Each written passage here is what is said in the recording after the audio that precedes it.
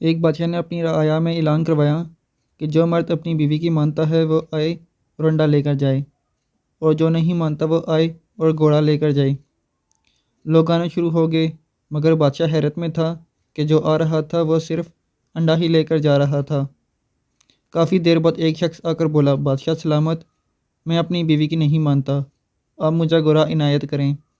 بادشاہ بہت خوش ہوا، اسے اپنے پاس بلایا، پیٹھ تھپتھپائی اور کہا، جاؤ اور شاہی استبل میں جو گھوڑا پسند آئے گھر لے جاؤ۔ وہ بندہ سینہ تان کر آگے بڑھا، ایک لال گھوڑا کھولا اور اپنے گھر کی طرف فخر سے چل دیا۔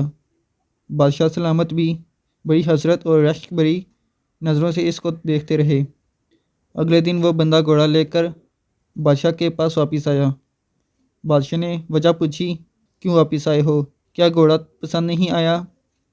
اس بندے نے جواب دیا، بادشاہ سلامت، گھوڑا تو ماشاءاللہ بہت عمدہ ہے اور مجھے پسند بھی آیا تھا، پر میری بیوی بول رہی ہے کہ لال گھوڑا کیوں لائے، سفید لانا تھا، اس لیے یہ بدل کر سفید گھوڑا لینے آیا ہوں۔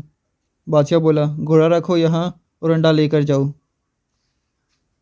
اگر آپ کو یہ ویڈیو پسند آئی تو اس ویڈیو کو لائک کر لیں اور چینل کو سبسکرائب کر لیں تاکہ ایسی ہی نئی اور مزیدار ویڈیو آپ تک سب سے پہلے پہنچ سکیں۔